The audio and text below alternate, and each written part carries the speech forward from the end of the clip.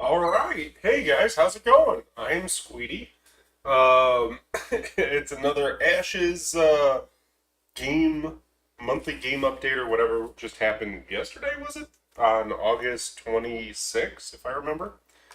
Um, so I'm gonna watch the whole video. It's an hour and let me check this. Where's my mouse?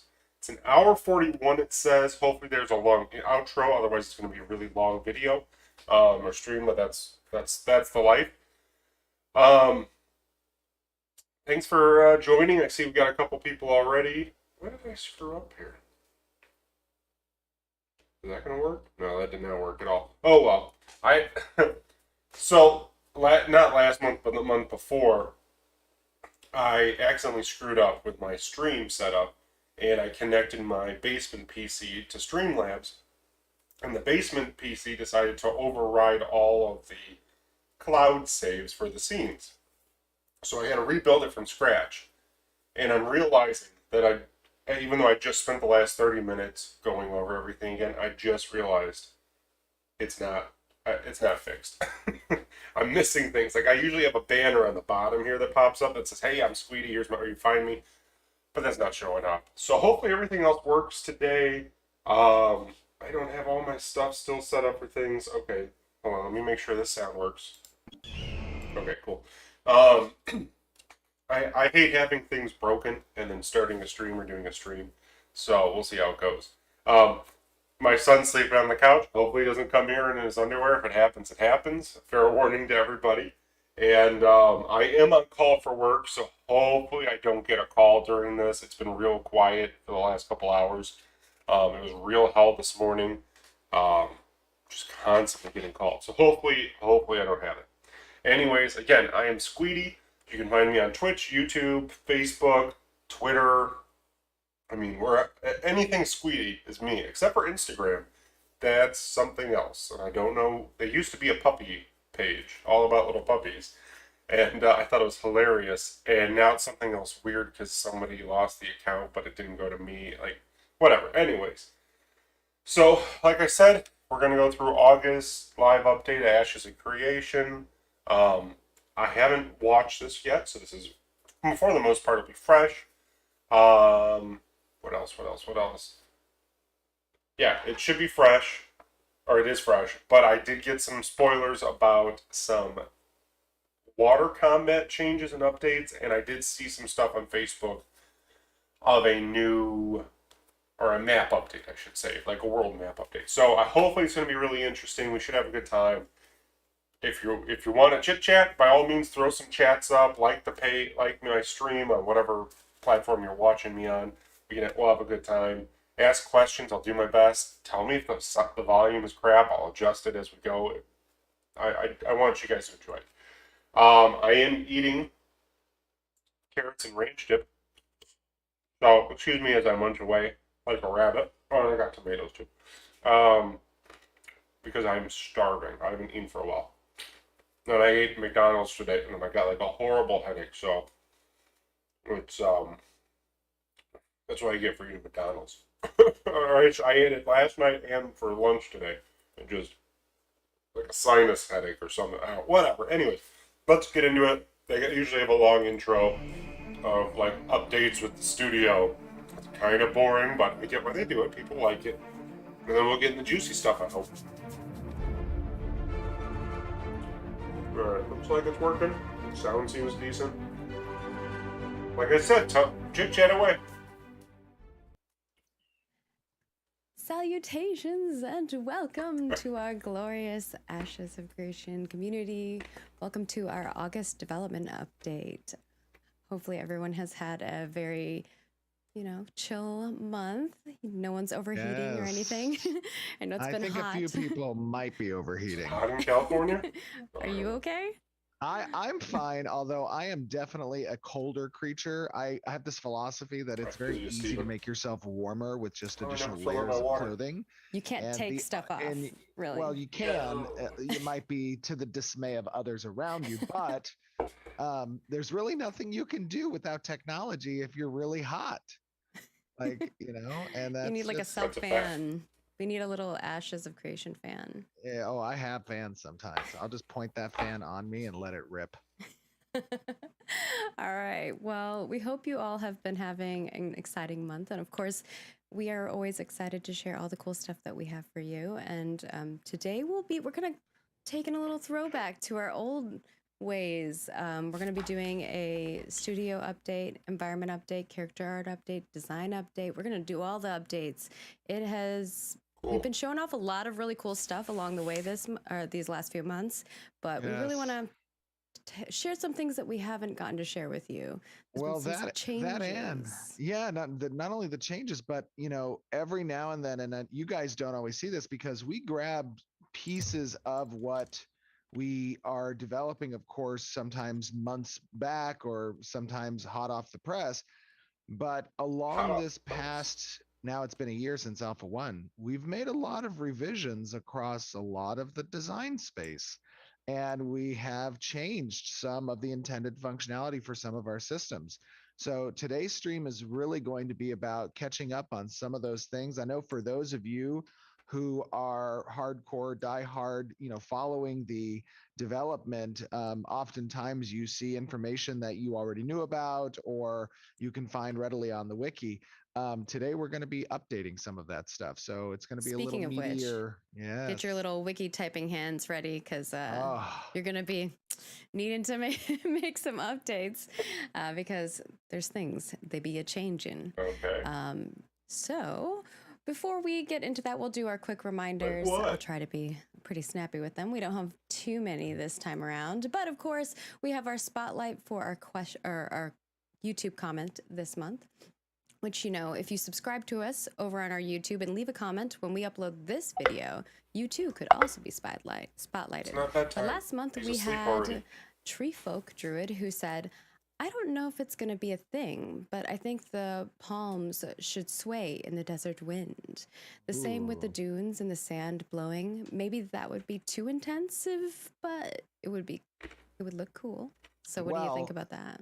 I think, first of all, that absolutely, I agree. Palms should sway. I think they already do. We have a really actually dynamic approach that our tech art team and environment team has helped to kind of to curate here on our end from a development perspective is how wind blows through the trees, right?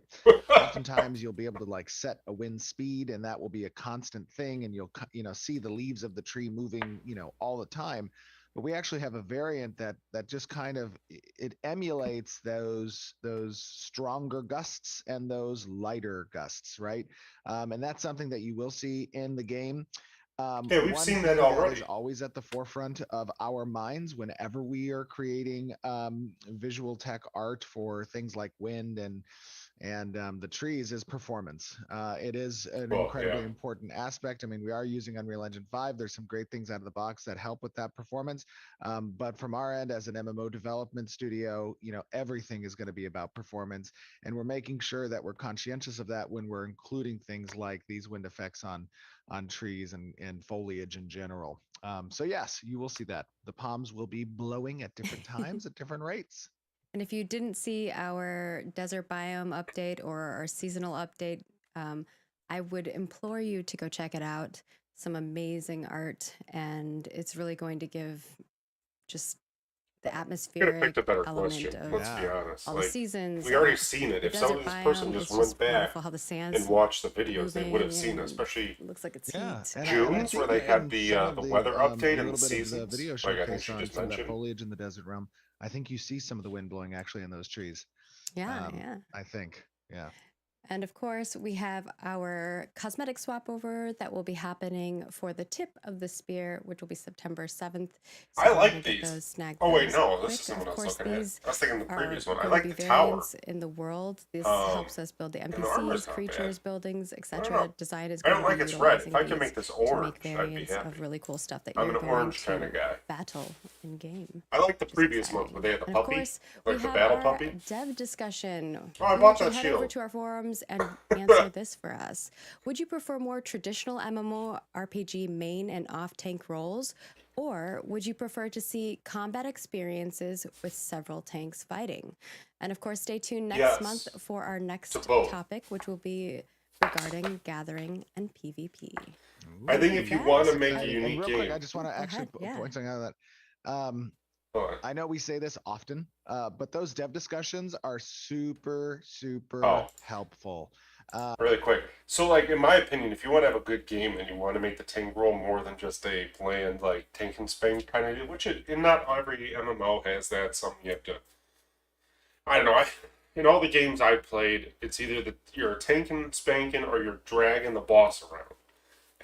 As a main tank to certain locations for whatever reason, and then if you're an off tank, you're collecting usually the like the secondary item, NPCs, the ads. I don't know why I'm not thinking of my MMO lingo today, but I think a cool battle would be like there's 3 or 4 bosses, and each one has to be properly tanked by a tank, and maybe like you got to get them to hit each other, so you have to stand tanks on each other, and then their cone attacks cross.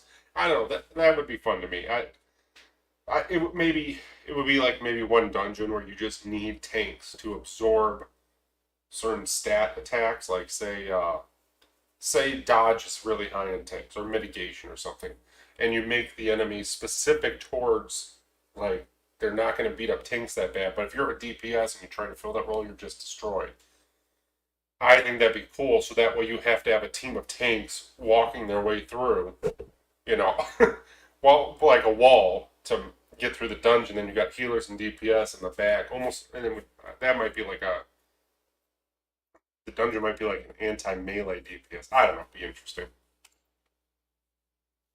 And those of you who are going on the forums and participating and giving your thoughts and Oh, and I'm also experience sick. and So if I keep everything coughing, that I you guys apologize. contribute to the conversation, I can't say this enough. We can't say this enough.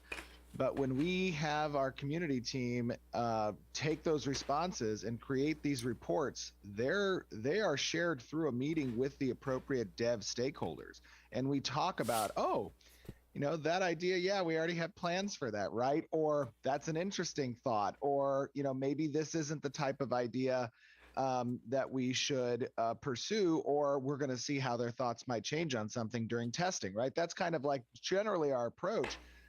If those of you want, the purpose of this whole transparent process is for you guys to have a voice in expressing your experiences and your thoughts on what we're developing.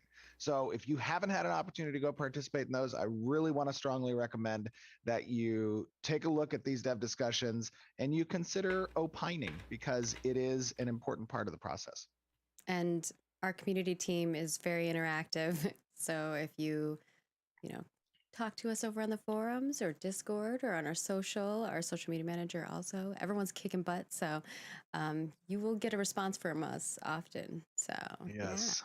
thank you all so much. We appreciate it.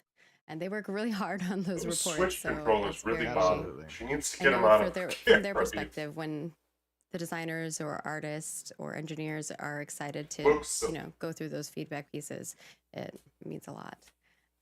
And with Yeah, that, it does. And the community team does such a great job putting all that stuff together. they're very Cody, hard Rye, workers. Peter, they all put that stuff together very well off of our socials and forums. And it's in a nice cohesive spot, ready for review. And when Margaret sets that meeting up with the devs, so it's very helpful.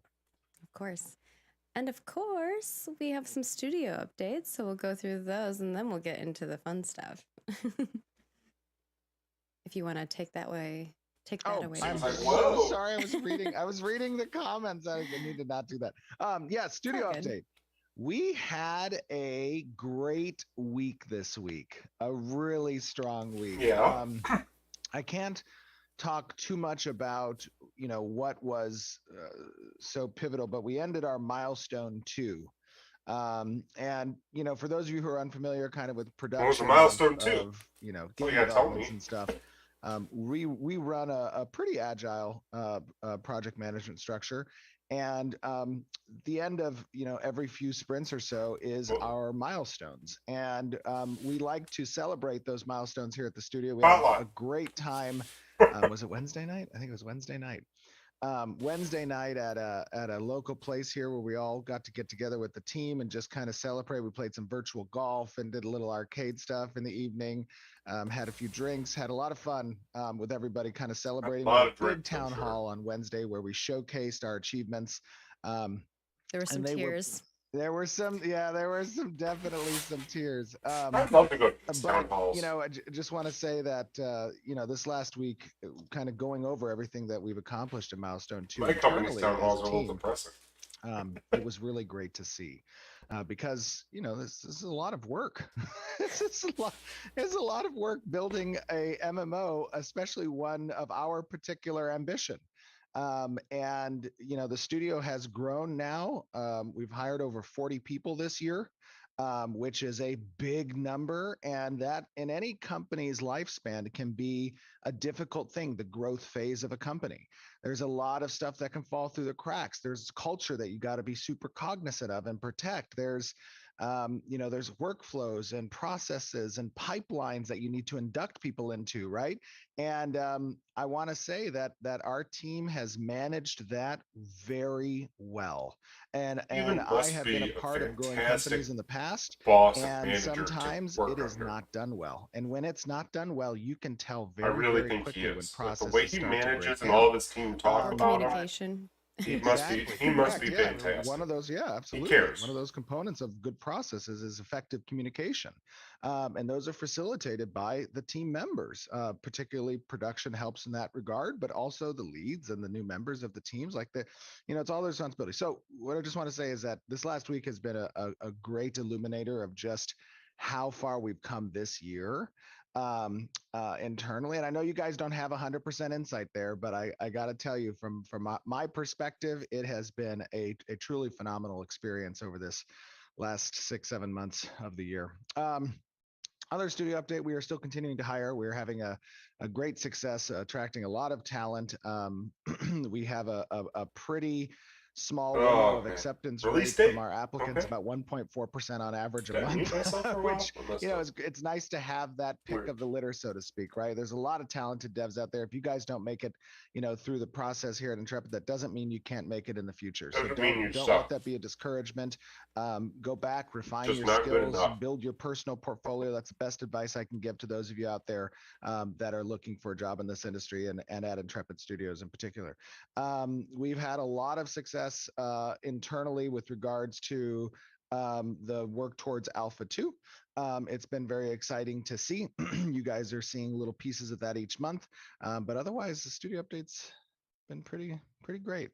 For those of you who are saying Steven needs an assistant, there's a position up. There is there. Oh my God, there is absolutely. Please let me. Can I? Yeah, go for it. Can I just say this? Okay.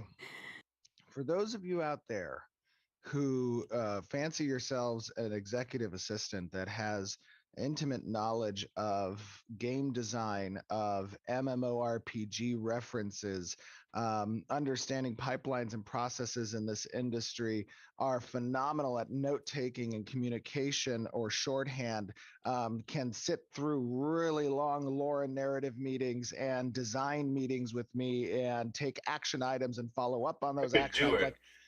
If incredibly make sure professional. Steven shows up Too to bad his they're in meetings on California. time. Make sure I don't get triple booked for my meetings that I'm constantly having to juggle. That would be helpful. But if you know anybody who's like that, also send them our way just to apply. People were like, "Why can't you have Margaret do it?" Homies, I already have enough departments to cover. Margaret cannot do that. Margaret cannot do that. Too. But yeah, Margaret's got they're a saying community Oscar lead. Gold. that homie's got. He's got a lot of stuff going on. Yeah, I wonder what marketing he she could, does. I guess he could just do the streams from the office. No, just kidding. All right. Anything else you want to I mention? wonder if she's on the afraid of studio COVID. side? That's why she doesn't that go was back in the interesting, office plugging still. the executive assistant position on the live stream. We'll see how that works. Yeah, you're gonna get like a bunch of applicants. Just Good clip luck, Cameron. that. If you Sorry. could do me, if you could do me a favor, just clip that segment where I describe the position a bit, and feel free to share it. Perfect. But of course, everyone's very excited. We, it's big morale boost to see everybody in the office and to kind of celebrate together because we work really hard, and sometimes it's nice to look back and be like, wow, We go to the we office, accomplished Margaret. a lot Work from there. Yes, in just a few absolutely. months. So Yeah. amazing job And to the teams. also, Mike on our team, on Margaret's team, actually did an awesome job making a internal cut of some footage that we have of the studio from like back in 2017 to today. It's definitely a tearjerker. He spliced in told him some afterwards. content creators too. It was great. I told him after I saw that, because they kind of did it as a little bit of surprise. I had no insight to it until like literally yesterday, the day before. And I told him I am often impressed, but rarely surprised. I was definitely surprised. I'm sure that. he was he was so proud of that. Yeah. He's been working really hard. Honestly, Why everybody. can't we has, see but, that video? He definitely filled up My many follow-up cups question. of tears from people, Yes. especially those of us who have been here for so long too. I think Absolutely. it's crazy seeing our journey, and it's not. I'll be over honest. yet. Some of these studio updates are way too long. Let's Just move on to chatter, and environment I've said it talk every about stream. all I think the I really amazing have. things they've been up to. Do you kind of want to do a gist first, and then we'll show footage, or just show the footage while you talk about what they've been doing? Yeah. Let's get into it, man. Do that. All right. So this first video here that we're going to show is Trees. of the Riverland flora and desert rocks, and Yes. then we'll be showing the Joshua Tree. That's a and thick forest, in my Fantasy opinion. variants. So basically what For you're an seeing MMO. here is, Alpha 2 is going to have a pretty significant cross-section of different biomes. The two primary ones that Alpha 2 is going to contain are going to be forests, riverlands, and desert, right? There'll be some badlands mixed in. There's going to be some Good other mix. areas, but that's going to be the predominant cross-section of the world that players are going to have access to. And you're just kind of seeing what the density of that is going to look like, especially in these forest environments. And it's important to note that like what you're seeing here does not include active resource spawners yet, because resource spawners and materials that you're going to go out and gather are also going to need to live alongside what the general foliage is in each of these Hi, biomes. Alexander. And so what part of what Alpha 2 presents us an opportunity to do is to focus test amongst our players what is too dense, I love what that is performant heat off waves that density, effect. and what is obstructing kind of the visual of the gatherables within that area. This looks You're like a also seeing some sample of the for the wind desert. on those palms. If you look at the leaves, you can see the one in the distance or the close up. You see that variant wind demonstration that's in those. And these are some of the foliage that environment's been creating as part of what's I love capable their of creating an foliage interesting design. desert biome, because many times in the games that probably we've played, the least interesting biome type tends to be a desert. And it's been always fun, as I've experienced in the MMOs I've played, is like, what is how do they spruce up a desert? And one of the interesting things you're going to see in Alpha 2 is how the desert also adheres to seasons and has weather and has giant dust storms and clouds within which there are interesting creatures that might not normally be present unless for that particular weather. That's going to be very interesting as well. You saw a little bit of the sand tornado capabilities with the dust devil kicking up both in the weather presentation as well as a little bit in the desert reveal. And you also saw some ambient effects that live across the top of those dunes, where you're seeing winds of sand getting blown across in the distance. And here's the key. What do you guys think of this desert Graphics preview don't there? make a game fun. You guys think it's a good? Systems make games fun, but graphics make those systems far more enjoyable. And that is kind of the perspective that we have with the game. You can have a great game that has very little compelling immersive qualities and finely made art. But if you have a game that has great systems and lives alongside with this incredibly immersive atmosphere and zones from which you get to play in, it is the best of both worlds, and that's kind of our objective, right? So that's what we want to focus It's a good on. As objective. from an art perspective, we've attracted an incredibly talented group of people. We've had, people that have just made some I agree stellar with that things totally. in their career, and really this is the time to shine with Ashes of Creation, with what they're doing.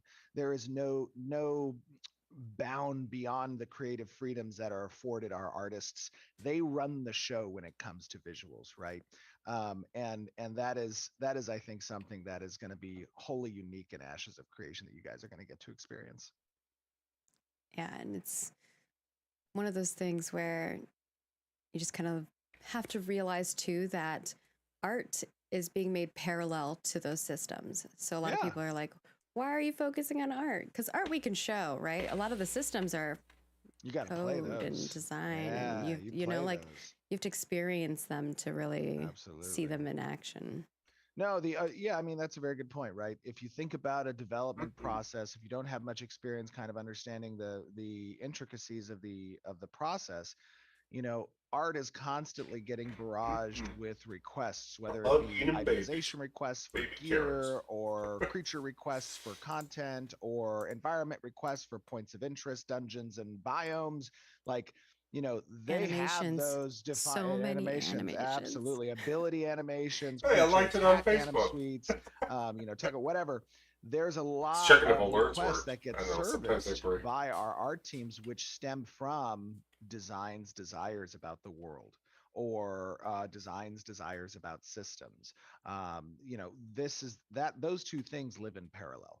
Oh yeah, and someone mentioned audio. Yeah, of course, that's another parallel, Audio, right? Audio yes, is, oh, Kat does an yes, amazing job. We absolutely, love all the work that she does. yeah. Um, so we will move on to character art if you're ready for that. Yeah, Do it. absolutely. All I need right. the juicy stuff, the new stuff. First and foremost, here we have the Jade Sigil. Ooh, this one's great. Was this Jan? Yeah, I think this Jan Allen was. did Oh, this I'm one. not sure which one this one. This was the one I didn't have a label for. I believe this was Jan's. Yeah, looks very good. I love the rope I work hope it's in the back Jan's. there. This was one that I designed like a long while ago. So it's cool to see it in a Yeah. 3D model. She designs a lot I of was these, inspired by like and it's odd WWE for a belts, marketing person to do that. but I I think. was like, make it Renkai. This is a belt of giant strength, It plus five, is 4. the Jade Sigil. I'm just And then we have the Trawlers Guys, which is by Jan as well. Fish. This ah one was designed yeah, quite a long time ago. those fishers out there Hmm. interested in some fishing maybe. Yeah, this was one of the sets that I designed for the Nikuin. Um, Ah, now somebody you're got the seeing it. somebody got the Pathfinder reference. Buttercup Clover. Nice job. Good job, There's a lot Buttercup. of Pathfinder. Oh, by the way, did you know, Hmm, Stephen, last month they yes. got a bingo. Who got a bingo? They got a bingo, the chat did, because they do like a community bingo sheet. Oh, no way. Yeah. That's cool. Did they win a prize? I don't know. Oh, The prize was they got all the things they they wanted. got the I don't bingo. Oh gosh. know. Oh, that's I, neat. But I like I that. I believe didn't we know have they a did turntable of this bingo. as well. I gotta get So the Discord cool. board. I love it. Looks very good. I like that hat. It's perfectly made for hot summer days Right? out on the tropics. Other option is you could take it off and use it as a little boat. Oh It's my true. gosh, that's not a bad idea. Although it has holes in it, it looks like. I don't know. It's more like a uh, pasta strainer, it looks like. Is that a turtle shell? Pasta strainer, Right? your fish Yeah. strainer. Or And then we're gonna move trilobite? in. I know your favorite thing, you guys, some mounts. But I promise you, these are cool. This one is the garden. Okay. I don't like that So flower. pretty. I don't like that flower. Ooh, look at that guy. This was a It Jinsey. looks. Can you imagine just I get it's a camouflaging into seed, like a but little foresty environment or Yeah. like a garden with him? it looks Just forced. walking around in the forest. Like it looks too Yes, forced that for a guy flower to be is pretty sweet. And do we have? I was watching his animations get worked on, and I I was like, oh don't god, I don't not have the yet. Okay, animation. future. It's okay. It's future one. Yeah, Maybe in a future one. the footage that was in there was not the. I didn't want to show that, so This guy if we get is updated ones. he's a fun one. Yeah, it looks cool. And then Also, this interesting is, thing to note there, I believe, is that those portions on the branches, yeah. they interact with the wind as well. Mm-hmm. It's like the cape on Oh, the that's the wind. character and the hat on the character. And he looks And we have tree guy shown looks a little too happy, like that he's stupid there may happy. be cases where certain mounts will interact with seasons. If you've seen some of the season tech that we've done before, there may be mounts down the line that, you know, if they have leaves, they change with the seasons and stuff like that, which is really cool. Okay. Yes. Do you guys hate that flower too, or like is it just me? Aw. Yeah, that'd be cool. You can have your mount out without needing to be mounted on it. You could definitely do some emotes to lay under him, little RP sesh. Yeah, your mount will walk alongside you if you Absolutely. don't want to ride on top of it. I And love this the is the burb. crested sun plume. This I set, love the feather work that they did on. it's so I mean, it's so good. I like this that Jinsey mohawk. did this one? is a Jinsey creation. It's gonna get in your way while you're so riding. great. It slaps you. Yes. Face. I love it, and the color composition is just beautiful. I mean, it strikes me a little bit as a pheasant. Yeah, so the inspiration for this one, I was deciding What's to a go on, pheasant? was like obviously first you, because you're ducks. So I wanted to make like a little ode to that. Homage. Yeah, a Aw. little Those homage ducks to died the after like ducks. 3 days. I thought. And then We the need other a murderous thing, falcon now that can eat these things. No, I'm just kidding. we have one of those already. Oh, okay, perfect. It has like multiple wings too, which, you know, is probably animation's favorite thing for me. They're like, Margaret, stop making so many wings. But this is like a Chinese duck, which is really cool. Like there's actually ducks that yeah. exist like this that are really Yeah. beautiful colors. What? Obviously, ours is a little different take on it, but inspired by. Yeah, I I need love Peking duck. duck. It's one of my favorite dishes. Don't eat him. Well, He's your mount. I don't know. Could you eat him if you found him in the wild? I mean, you're probably as I big mean, as his like leg. look, Good luck trying to eat that- him. He's gonna eat you. Is that what they're talking Oh, about? so good. This stuff? But I like the traditional Peking duck. That's like the flat I love pancake. Not the bun Ducks, that, though. that the meat goes Oh. on. You Yeah. don't Oh, like here. the I soft don't like buns. the bun one. No. All right, that's pretty cool. Interesting. I'm sorry. I'm not trying to eat this. That's apple, cool. but- sorry. Next up, we have some creatures. The first is a concept piece for one of the Minotaurs. The Minotaurs are looking so sick, you until guys. You guys are going to see these minotaurs in action next month. Actually, little leak. Yes. Oh A no! Can't wait little to get over this teaser. cold. A little I'm teaser sorry, of that. I'm sorry. Those You're are gonna cool. see these guys in game this? and combating a ranger. Ooh, it's gonna be A fun. ranger. They are so cool. The community team's like, new race? No. No. We- By the way, this is just one class of the Yes. minotaur foes. He uses Minotaur feather spheres. almost are like a player character race to a degree. They have many different classes of them that exist within the world that you will be facing. It looks like he's diseased. pretty Do sick. you have the one on the pig? I don't. This was Oh the only my one I was God. given from Oh, you that character are artist. kidding. Are we able to do it live? I need to Yeah, show if you send that it to one. me, I will put it live. All right, let me. Sorry. get She's it like, real stop quick. it. I'm so sorry, chat. I just feel like you have got to see. It's this pretty guy. cool. It's pretty cool. Oh, just wait. Just wait. Better not take 10 minutes, Steven. I'm sending it right now directly to you in Slack. Okay. Stand by. I will snag it and pop it into the scene. Here we go.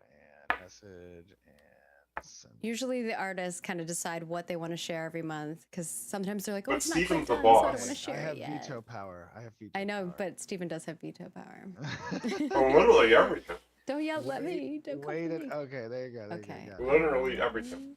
Snag that and pop it into the scene. Just wait. The And different and the cool size, thing about this so- is that this guy that you're about to see may have stages where during the combat, when you reach a certain objective, could be health wise, could be some So mechanic, he's a boss? that he will dismount and take combat to foot. And there's you will There you you will go. see. You will It's see. Khan! There he is. Check that dude out.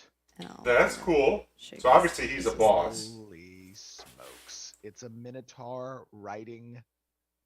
Oh, okay, wait a minute. It's like a hog. And there it is, like a hog. Yeah. Interesting. Warhog. Can you zoom in on it a little bit? Just zoom in on the detail. Yeah, I can try to zoom in a little And bit you more. guys have seen Why does the how Minotaur close have, like, our modelers are warps and stuff and all extraordinarily the talented veins? character artists. Are they being bring to life manipulated, or is concepts that normal? very close to what the concept originally is. And just wait until you get to face. Do you want me to zoom on him or the hog? Yeah, just zoom in on him. On Zoom his in. face. On I his love face. it. All right. I just really like the detail. And I gonna- believe Lloyd, our concept artist Lloyd, Come has on. been doing these. He's been doing Margaret, an you can amazing do it. job, Lloyd. That's better. Bear man pig. Sick. Minotaur man pig.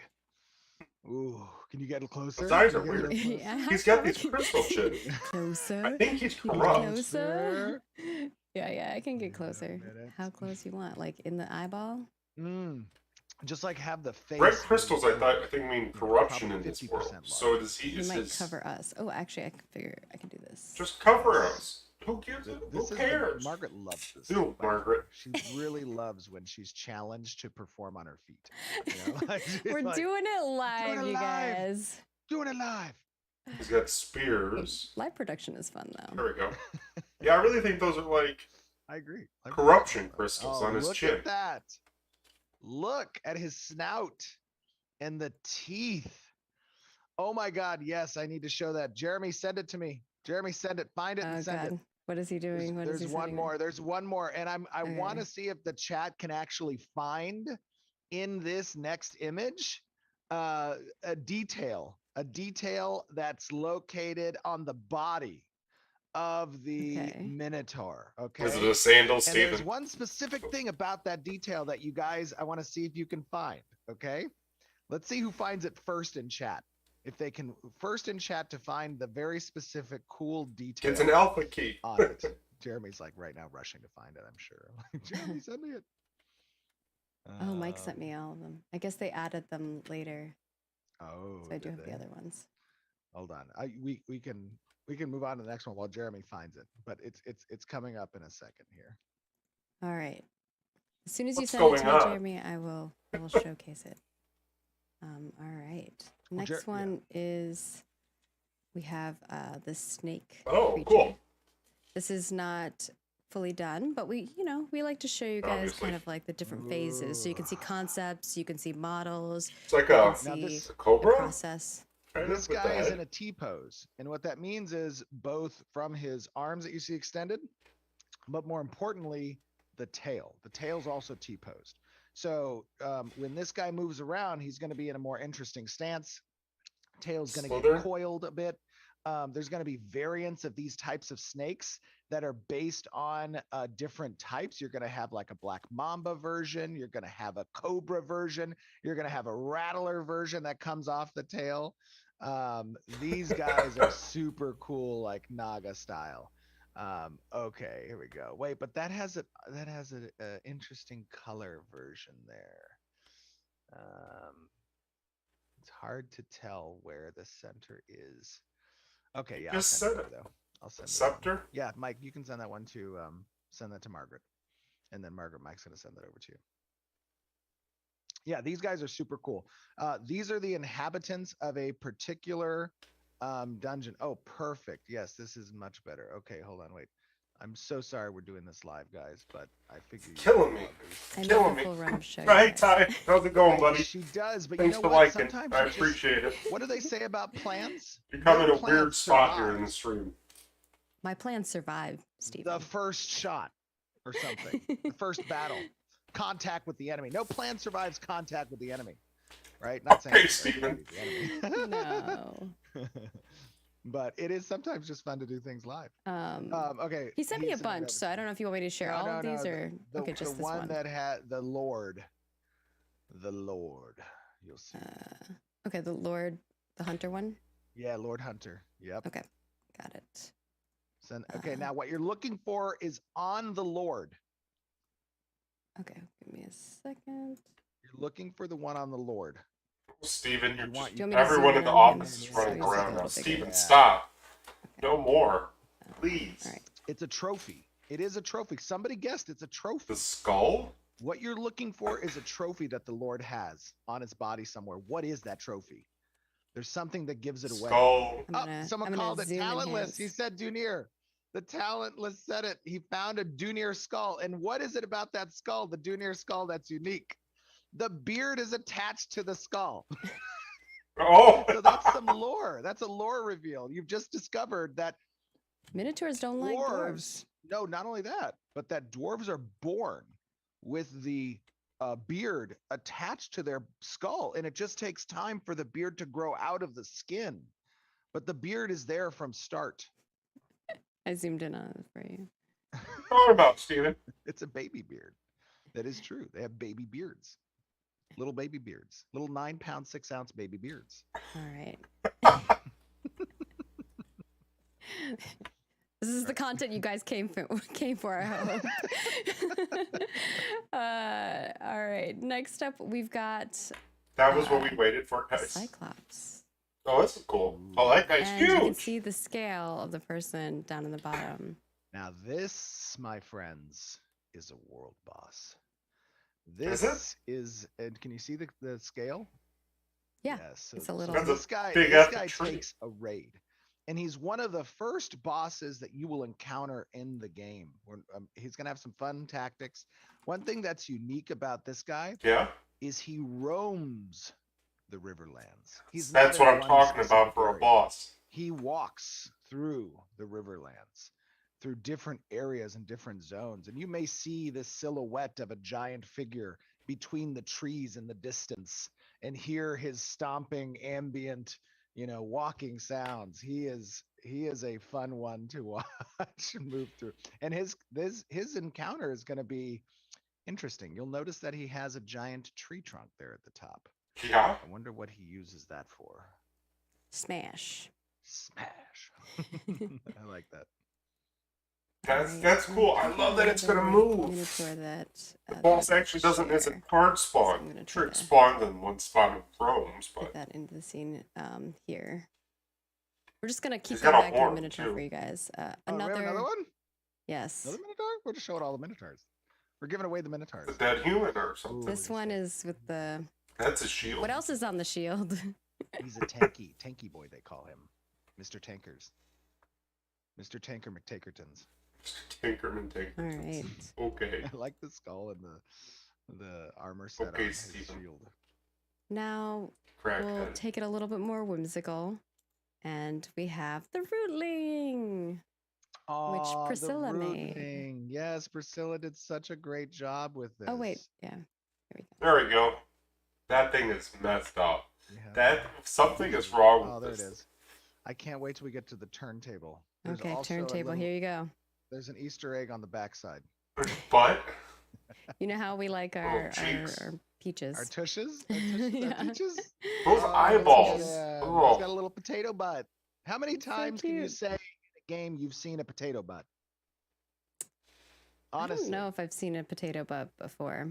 That's true. How many people have seen a Even potato Mr. butt? Potato Man doesn't have a potato butt. He just has like a one lump. This is a thick potato. This is a pretty thick potato. I wish I bought this now. And I wish I from bought this there, when it was a from pre-order. creatures, we're going to move into some of the race stuff. So I really do. you all did see the Empyrean for the first time, really, with the new What concept. stupid And dog. here is. Oh, the well, hello, lady. lady. So you can She kind looks of like see she's her gonna form punch right me now. in the the first face. time for the actual new Empyrean model. that Don't we're die, releasing, Steven. Right? Mm-hmm. They've seen the concept, which was Okay. last month, and now you're seeing the model. Yes. She's not angry. She's determined. There's a She's difference. She's serious. She's focused. She has exactly. She's focused. Mhm. She's serious. It is time to expand the I Imperial. like that. If I look I do angry, like that it's look. just because I'm focused. I mean, yeah, but you got to get in her head. Like, what is it that is driving her, right? And part of that drive, I think, for the Empyrean, is to spread the Empyrean influence throughout the realm of Vera.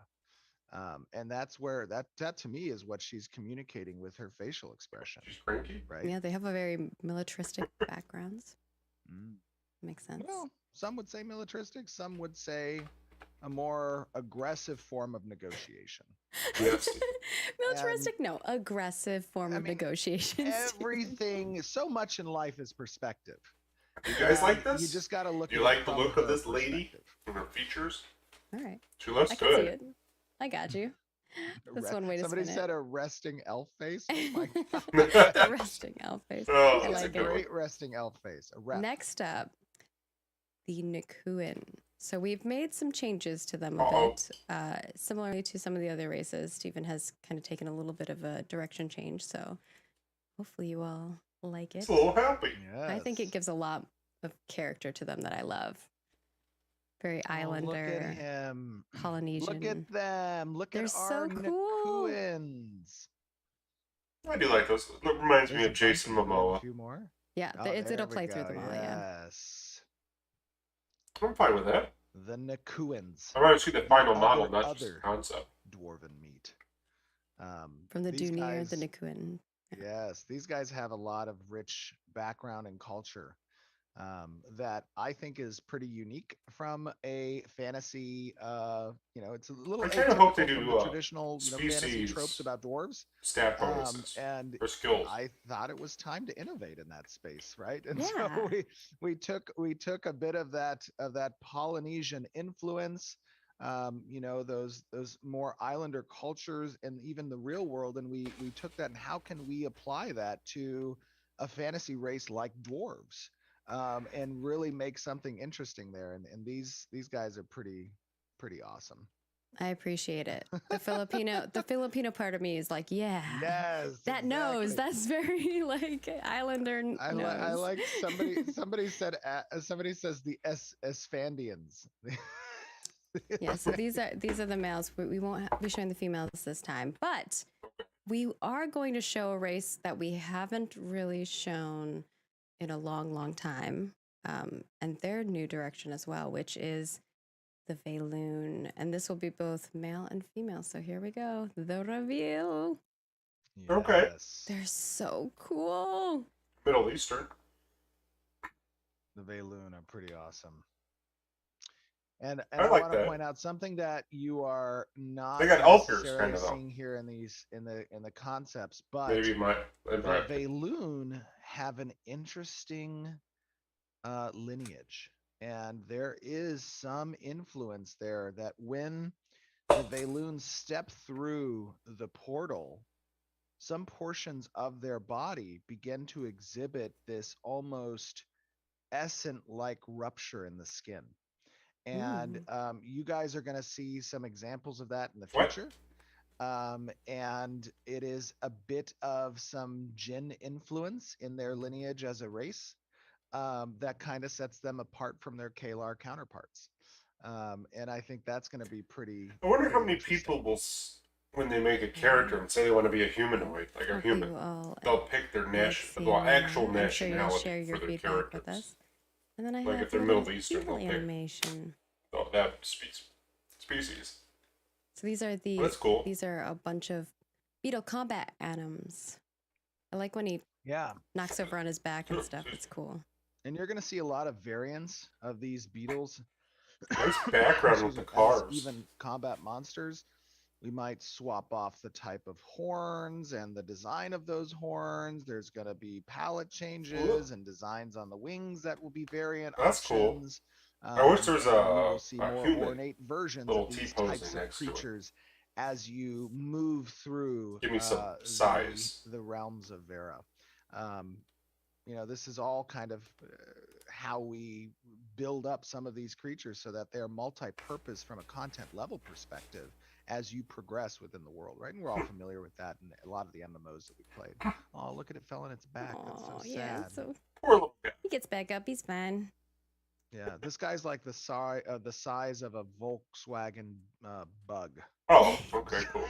Some of them can be. Some of them can be. Not all of them are, but some can be relatively large in size. Oh my gosh, we saw how scary like a swarm of butterflies just can be because they were doing some like visual effects showcases, and it was pretty horrifying. Swarm of When there's a anything lot is of pretty little tiny scary. things coming your way. Let's be honest. Yes. And then, Have you ever when you have? I don't know if you ever lived like in the Midwest or in the South at all. Did you ever? Mhm. Did you live oh yeah, yeah, I lived in Alabama. Oh, that's right. Okay. So during the summers, did you ever have those June bugs that would like fly in and they would land on you? And when they gripped you, they would like literally almost tear your skin off if you tried to flick them off of you. No, No? Okay, nothing chat, ever what's he landed on me talking like that. That's chat support I've this. seen June bugs, but I've never How had one many of you land on guys me. have had a June bug land I've on had bugs your land skin? on me and that you feel their little legs. Yes, thank you. Considering I live outside of Thank you. Chicago. I can't believe you've never I experienced. just run the away June when there's a bug big death bug flying grab. around. Oh, they have like a death grab.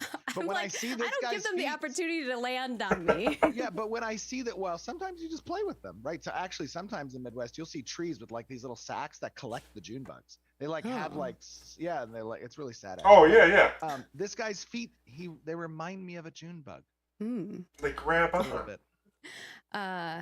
Oh wait, didn't mean to show that. We're not going to show that. Sorry. Whoops. Toes. Okay. What's toes? Nope, nothing. Oh, nothing. No. Oh my God. That's Moving on from there.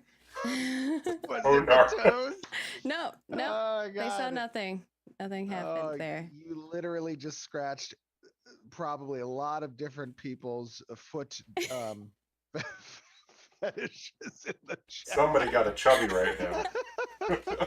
That's for sure. You could give Backnar a shout out for that one because he just sent that to me, and I was like, all right, I'll see what I can do.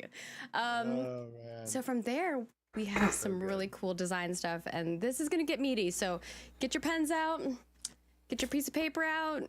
Wait, am I getting live in? What am I stream. doing? No, not you, them. For the stuff you're about to tell them about the design Oh, updates. that's right. Yeah. He was like, I don't care. So you want to preface the first part here of all the amazing stuff they've been working on. What are we and showing first? Let's start with the. Should we start with the world map? Yeah, let's start. I think that's the best World way to map, start world because it kind of map. sets the precedent all for right, everything else. All right. Yeah. Well, let me Please. breathe for a second. I'm gonna go get a bag of popcorn. So, I don't have We're a little any wacky thoughts. today. what I Sorry, would you like to say guys. before you know what, it's the end of a really long week. Yeah, I And think this is that's what what it is. happens. This is what happens when the week is long. You can even hear it in my voice. I've been talking so much that my voice is like raspy. Yeah, I told someone else, I was like, I don't want to talk for like the whole weekend. I know. So I apologize for the raspy voice. But okay. Now, in the past, Sounds normal to me. you have seen, before we show this map, you Okay. have seen our old world map. And I told you a few months ago that this year we've made some significant changes to that world map. A lot of those changes were rooted in a few things. One, as as we've been prepping and building for Alpha 2, we have had some real What's he doing? coming to Norland moments. Where we've had to talk about, as these large POIs, as nodes are being placed, as those areas are being defined for freeholds, for roads, for everything that exists within a zone or the world. How is the spacing for that, right? And you can do some portion of estimation based on simple math, documentation. You can plan things out, but the moment you start really getting a feel for those things in the world, no good plan even lasts first contact with the enemy, right? That's same concept here. Okay, That plan- Steven. This is your theme for this month. This is the theme. This is the theme. The plan had to change, and it had to change because there's nothing more important than being in the engine and building those things and feeling those things Yeah. out, right? And our level design team with Jason and Ben and Chris on the node side, Bucky like helping kind of in building Alpha 2 and prepping for Alpha 2, Yeah. we've been defining that density, that content density in the world. And it required that we made the map a bit bigger Oh, to no. facilitate that. Can I show it now? Give me 1 second. Okay, hold on. There's one more thing. Okay, all right. One more thing. I'm excited to share it with you guys. The purpose of it becoming bigger is, as I said, to make sure that that density isn't overwhelming, right? That it isn't everywhere I look, there is immediately something. I have no opportunity to see, areas of the world that are expansive and are, just kind of wanderlust adventure feeling, right? You didn't want, you were sitting, everything was sitting on top of you at POIs and nodes and houses and everything, right? It was like an urban area everywhere. No, it wasn't like that. But we wanted to expand that because a large portion of the game is a sandbox element, right? It's coupled with a lot of curated content, but that's that sandbox element. So what you're about to see is also going to include a change in some of the continents that you previously knew, in their shapes, in their orientation. You're going to see two new, very large islands also that were incorporated for a lot of the naval play as we've been doing the naval play. So now, with that They being updated said, the Ashes wiki. we shall show I you assume they did. She's all over it. the new world map in all its 1,200 square kilometer glory. Oh, they named it. Yeah, that's what I saw earlier. Yeah. Look at it. So while they're looking at this, can you go into more detail on the specific landmass changes and why you guys made those? I think you started with talking about the islands as well. Absolutely. So you're going to see some names here, a little bit of a reveal of some of these locations and these areas. And you're also, of course, seeing similar the biomes that are present as well. So we got a couple but more importantly, what you are seeing is the orientation of these continents and these islands that are facilitating specific types of intercontinental trade gameplay. Okay. And they support the relevance of these caravans moving across the landmass to locations that will now incorporate these harbor areas. Which this map is way different. Here, we didn't want to share that ahead of time, of course.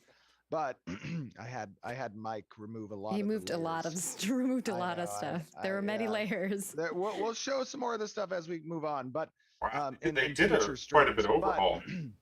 The important part was providing a lot of coastal, naval gameplay between these zones and trade routes between land-based. Now, if we talk about the surface area of the land compared to that of the ocean, let me bring up my handy. I'm comparing the two right now, and it's a little spreadsheet that I had with that stuff there. Okay, here we go. When we talk about it's the size of the world land area, that is, the ocean and lakes are roughly 750 square kilometers of space. So much.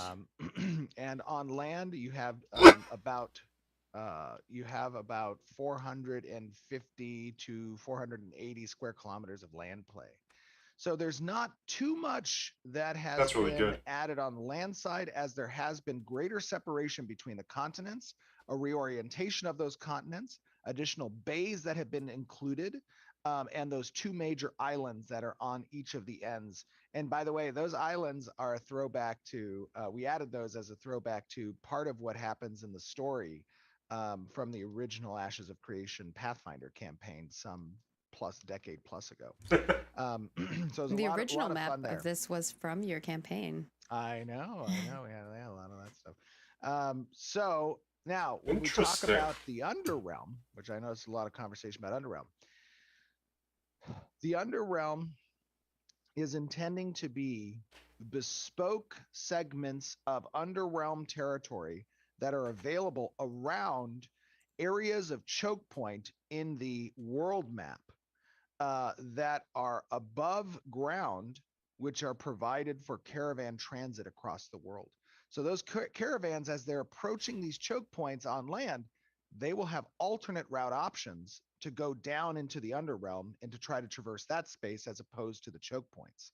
And that is a very important part. So this underrealm map, which we'll reveal in a future stream, you'll have kind of an idea a little bit about where those underrealms live as a layer across this overland area. So the underrealms don't sound That like is they're an important totally part about connected. land transit and of course There's caravans. hubs. So what I'm going to talk to you now about, which has you guys I don't think have received this in the past, is kind of context around movement. Margaret, stop moving this. And Pause a it so I can distance compare. traveled between. I would highly go out there, guys. Currently look at the map now. Look at it, what it used to be and all the changes. It's a how long lot. it takes to run across a node, to move across a maximum sized node. Oh, they they flipped it. The eastern map, they totally did a 180 on this. 2 minutes and 50 seconds for you to run entirely from one end of a node, currently hovering around.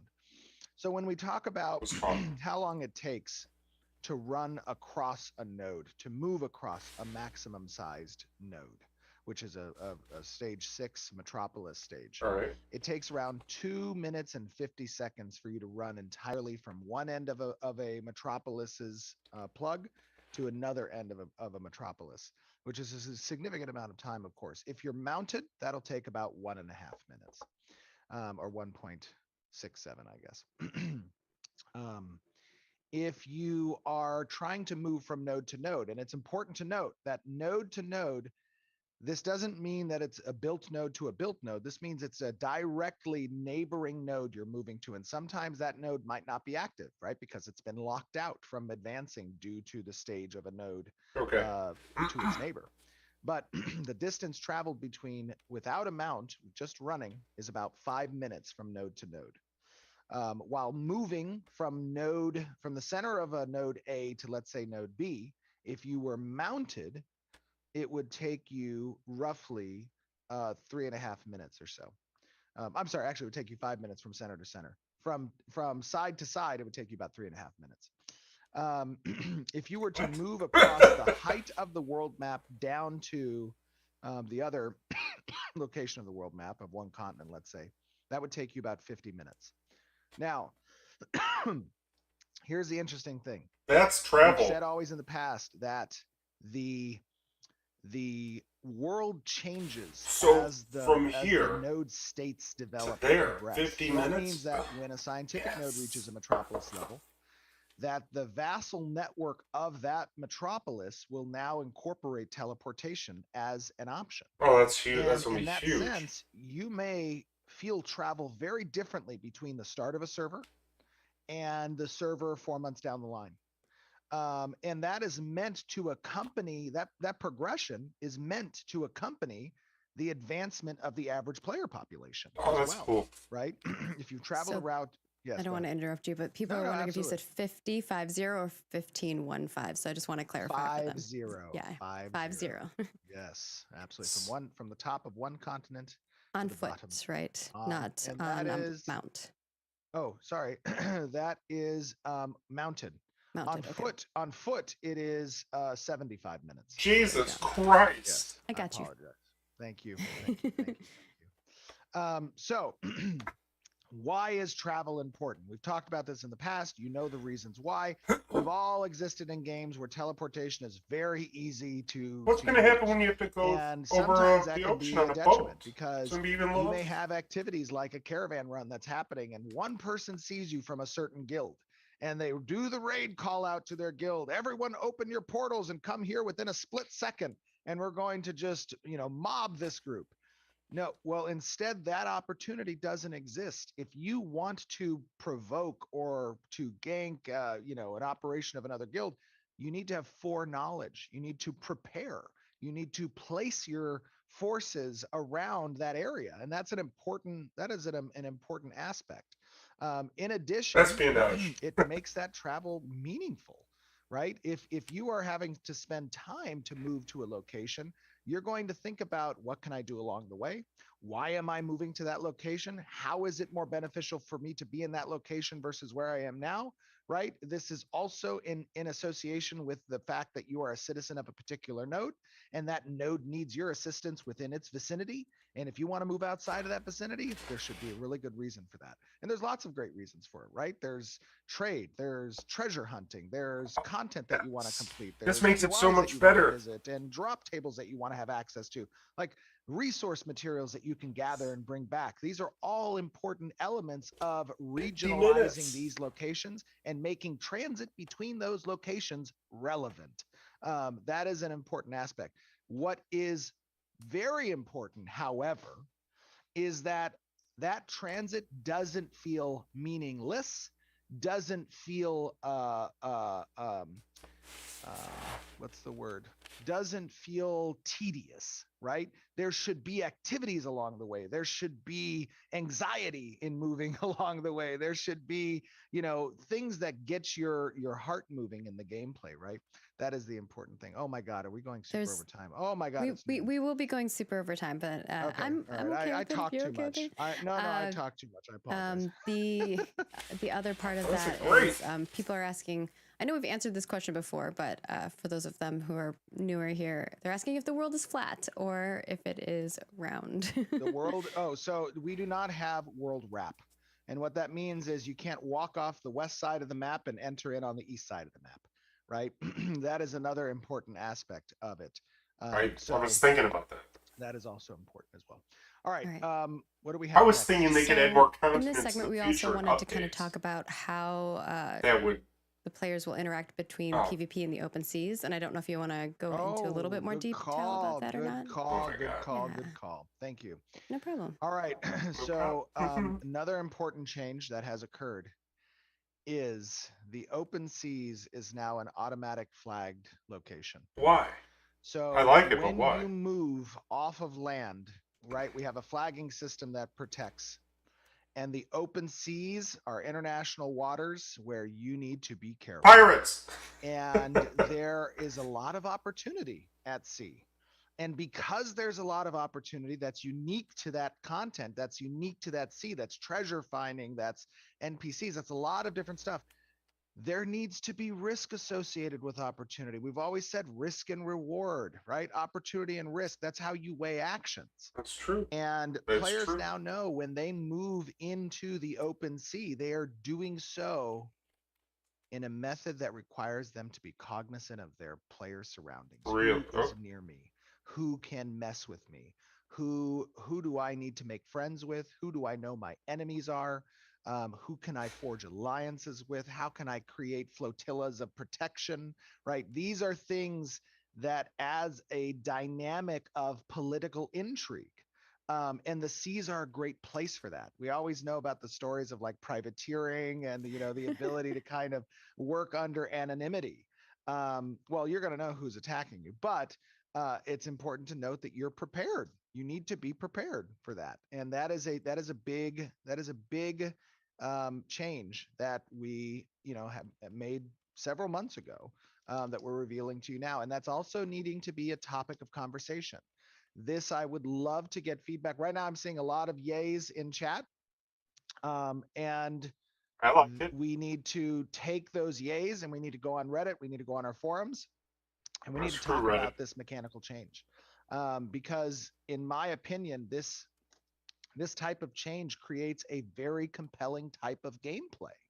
And not everybody is excited about PvP, Mm-hmm. but as I've always said, Ashes of Creation is not meant to be the game for everyone, right? There are a lot of games where I it love when is he says entirely that. safe to exist on a server, and you don't have to worry about threats or risk, right? It's just all opportunity. I know I'll eventually get the trophy, right? I just need to run in the hamster wheel a bit longer, and then I'm going to get there. Like that, everyone gets that trophy.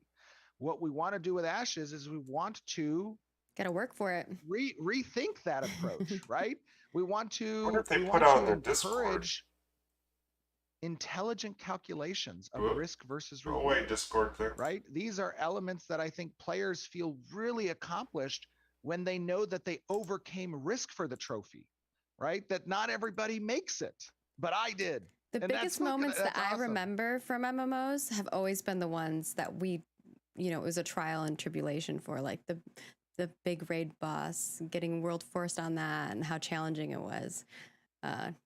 So for me, I love the challenge of those things. So we're excited to see what they've you done guys a lot of think changes. on that front. A Definitely lot tell of us, updates. leave us your feedback, all of the good. Especially that goodness. Eastern Now you continent will be did a huge notified when flip. you do that, right? We have a very intuitive UI that as you approach the border between open sea and coastal area, you are notified of that. You are warned ahead of time. There's a countdown when approaching. We interpolate the distance, travel, and speed you're moving, and you get to see, I'm entering open waters. And when you do, you have this big trophy call out on screen that says, you have entered the open sea.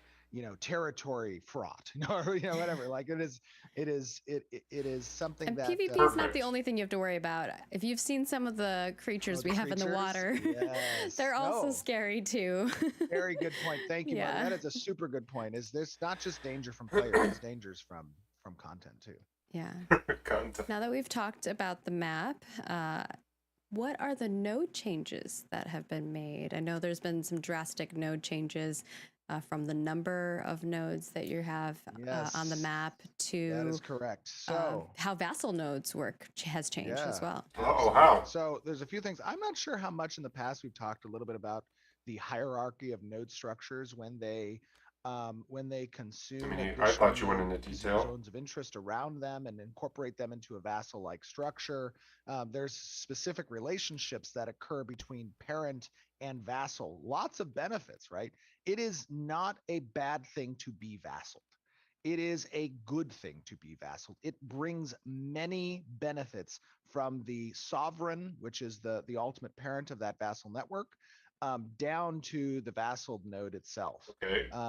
And it allows that vassal node to even live outside of its normal mechanics, right? You get to adopt some of the benefits that the node type of your sovereign is, even if your node type as a vassal node isn't the same. Combos. What was the question? How many? How many nodes? Thank you. How many Thank nodes? you. So we have moved from 103 nodes to 85 nodes. Hey, Jared.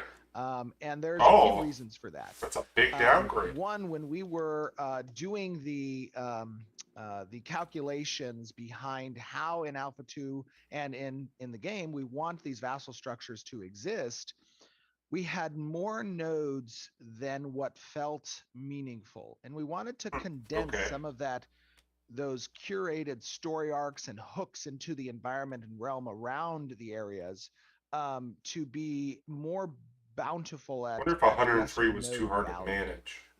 Meaning bringing down the node count so that we can increase the richness of each of those nodes more than what was at 103. In addition, sorry, go ahead. There's some questions in regards to that. I'll show the vassal node stuff. Yeah, absolutely. We can show the vassal. So there's a couple questions here. One is, does that mean there's going to be less housing for people? And then the other element of that is, because the world map is so much larger, are we going to increase the amount of players that are on a server, which currently we've stated is 10,000 per server? Yeah. 8 to 10,000. Right now, we are still keeping the concurrent server population at 8 to 10,000. Although I will say this, that our networking team has been doing an absolutely phenomenal job on our custom network solution. You guys saw it in Alpha 1 with the density of players that we had available during our castle sieges, felt very fluid. There was not a lot of rubber banding. There was, performance was good. Now, what you are seeing here is the vassal node structure. And looks odd. This vassal node structure tells you what it looks like for a sovereign at a level 6 metropolis stage. And what it can control at a maximum vassal network is 2 level 5 nodes, of which a level 5 node can control 1 level 4 and 1 level 3 as direct vassals. And then the 4 can control a 3, and every 3 can control a 1 or a 2. Now, if the 3 gets removed for siege, the 1 or the 2 is removed as well. Oh, So that's an important distinction between the three's vassals, which technically isn't really a vassal relationship because there's no citizenships possible. Those vassals don't exist between 3 and X, but they do exist between 4 and 3, 5 and 4, and 6 and 5s. And what this also allows is that because there are 85 nodes that are within the world, we have a buffer zone of about 20 nodes that lives in a max server state. So if you had maximum 5 metropolises form in a world, you will have a number about 20 nodes that can live alongside those metropolis networks.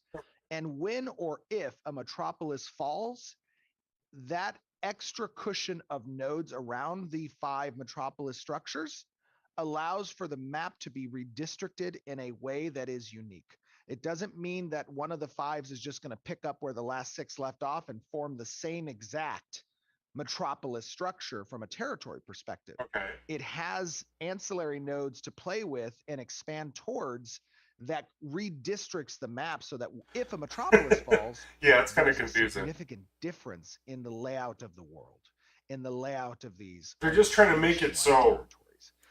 And that's one of the. So before, excuse me, you used to have like a 6 would be the middle, and then you would have circles behind around it. So you would have like circle 1 would have, sorry, center node is level 6. First circle would have like 2 5s, and then a couple 4s, a couple 3s, and it would expand out.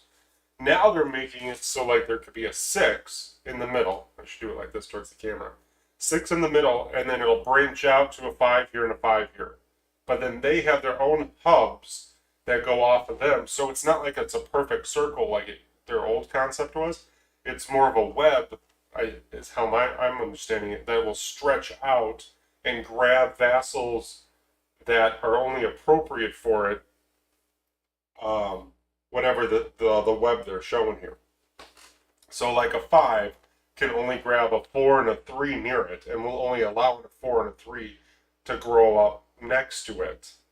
And that way, it won't just be a perfect circle growing out. It'll be, it can kind of maneuver and work its way, so that way, even nodes that are like at the corner of the world, that are way out of the way, can still somehow be in a big vassal node system.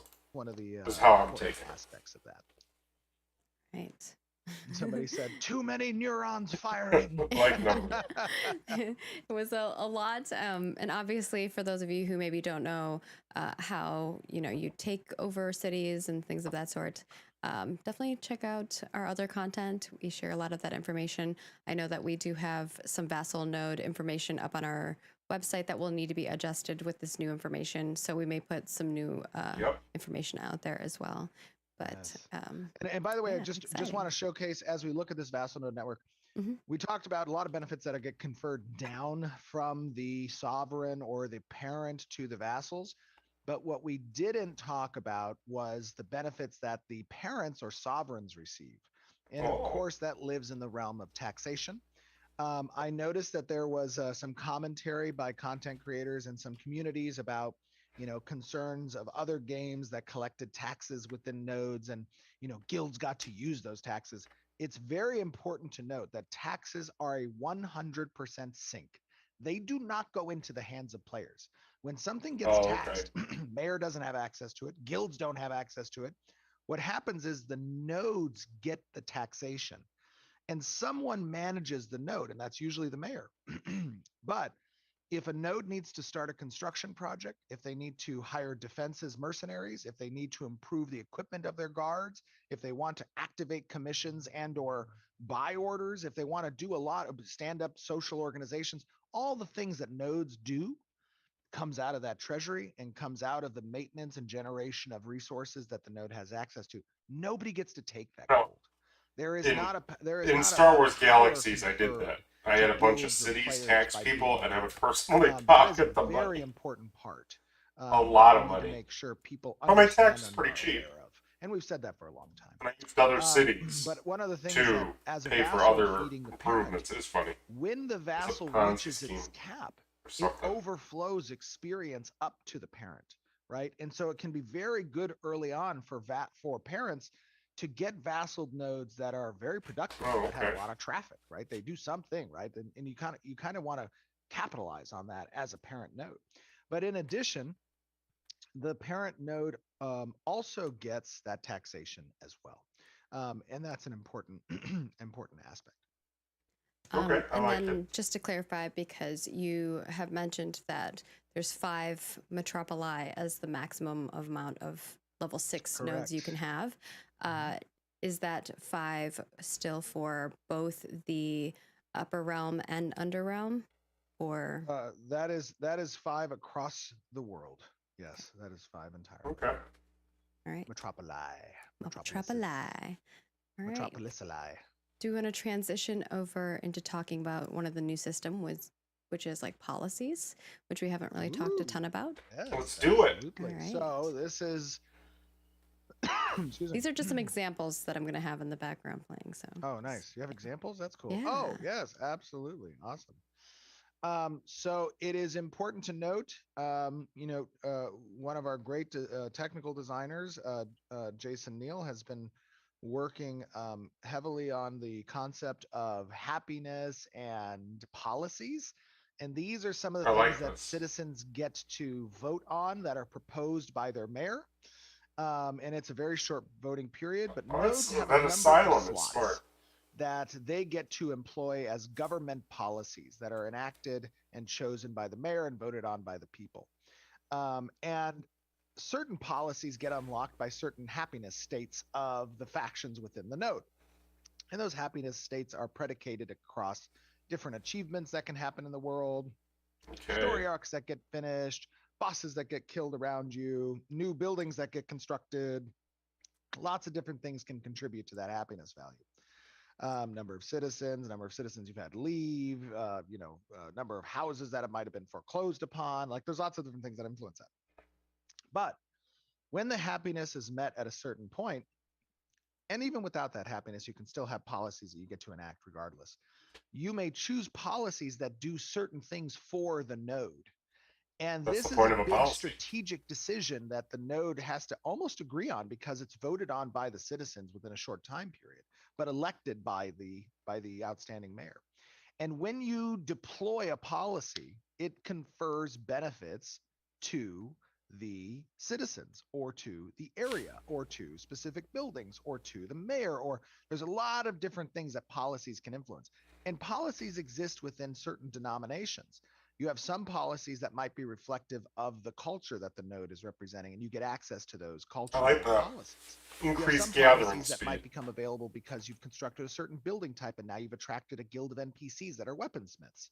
You might have some policies that are social organizations representative. You only get to build one social organization, or temple, which religion does the node follow? All of these are customization My points religion. that the city gets to choose. And now you as a citizen get to identify the city that best aligns with your progression within the game and your game style and gameplay, right? So those are elements of how you make your home. Sorry, I see Yeah, you. there's some questions in regards to if those policies affect just the metropolis or the city that you're in, or if they trickle down to the vassal nodes as well. Very good question. Yeah. So we talked a little bit earlier, we were talking about the vassal structures, that some of the benefits you can receive by being a vassal of a certain parent is access to a policy that your node might not normally have access to. And in fact, you can also unlock an additional policy slot based on certain conditions that the parent or sovereign node may have access to in their reliquary or in their achievement systems or in policies that they've elected. Some policies occupy multiple slots, and it's almost like a card structure, right? You have each of these policies that live on a card, and you get to select that card, throw it into the slot. It goes out to the citizens to vote on within a 24-hour or sometimes shorter period. The mayor has emergency actions they can take, right? Depending on certain predicates that get met. So And if vote an in the middle emergency of the action night. occurs, they may be able to spend their influence as mayor within their term to set up a policy for a vote within an hour's period of time. and citizens, in that way they can sneak it through a bit. I might not have been on in that hour. Like I come back and there's been some executive action determined by the mayor. What the heck is going on here? This better be a good decision or we're going to vote your butt out next election cycle, right? Like these are elements that you get to incorporate. I love that. Yes, I that would be a love all of moment these where the little mayor might say, "I am the elements. Senate," right? And then he looks at the citizens and says, "It's treason." Then, no, I'm just kidding. I But know we anyways, have a lot of other things we want to get to too. So, the next thing that I wanted to bring up was happiness, which is another element and system that we haven't really talked about as well. Yes, the happiness, as I just kind of described, is basically a set of predicates that are influenced by certain actions that the mayor can conduct or that the citizens get access to. And these just serve as the door opener or closer for certain types of policies to be allowed to be selected to a vote by the citizens, right? Okay. So for example, you may have You could call it morale. People are well, but yeah, we're calling it happiness. That happiness could be in the dumps. Your people could be very unhappy. They could be to the point of revolting, right? And that might turn off certain NPCs. They may go on strike. They may not be accessible. But if you're really unhappy, you might be able to place in a certain policy that's like a military shoot. I can't. My mind cannot think today. I am just dead at the end of this week. I'm so sorry. It's okay. We're following along with you. What's the military thing? Dictatorship. Not martial law. Thank you. Oh. It might be a martial law policy, and that martial law policy might be really helpful when it comes to prepping for a siege.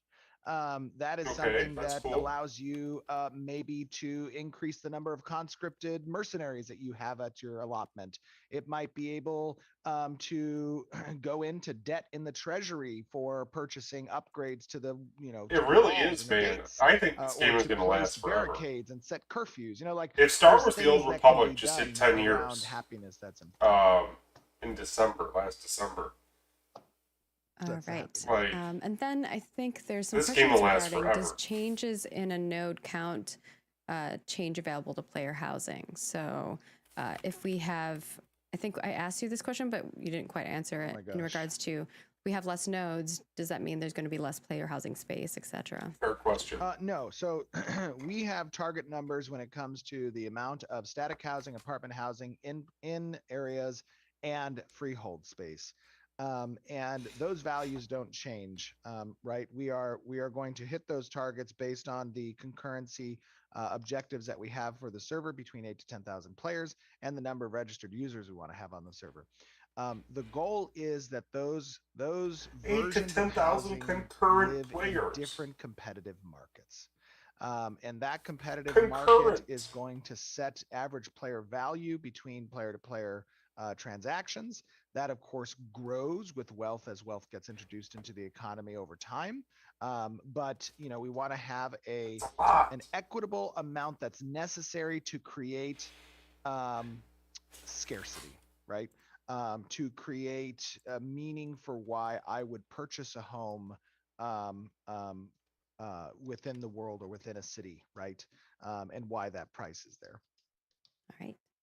And I know we have one more thing we want to discuss, which is caravans. And that system has had a bit of a new overhaul as well. So do we want to start first with how commissioning a caravan works now? And then we'll get into each of the other steps. Yes, we can talk about it.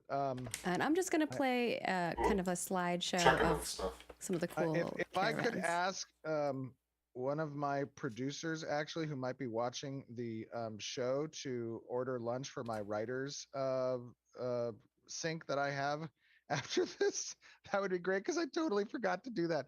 Somebody on the team let a producer know to order lunch for our writers. I'll let them know. Awesome, thank you. So to answer, Steven. Guys, we love doing it live. This is how comfortable we feel with the community, right? We might as well just have a camera in the office that runs and follows us around as we're doing. Don't tempt them. They want that, I know, Steven. I know. I'm so sorry. What was the question? This was how caravan system. does Caravan. commissioning a caravan work? We'll start there. All right. So remember we talked about, players create components, right, that live on the caravan. And that indicates a lot of different stat values of the caravan. It could be turning radius, turning Right. speed, it could be movement speed, it could be armor, health, damage mitigation, all that kind of stuff, right? Speed. You do that at a caravansary. And a caravansary is a default building type that gets that comes along with every node. It has upgrade paths. The node can upgrade that caravansary building for certain features that are beneficial. But when you want to launch a caravan, you must first had a caravan that's constructed at the caravansary.